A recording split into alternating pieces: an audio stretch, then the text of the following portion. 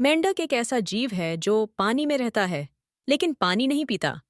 यह अपने जीवन के पहले चरण में ताजे पानी में अंडे देता है, जहां उसके बच्चे टेडपोल तैरते हैं।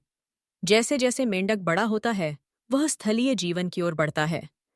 यह अपनी त्वचा के माध्यम से नमी अवशोषित करता है, जिससे उसे पानी की आवश्यकता नहीं होती।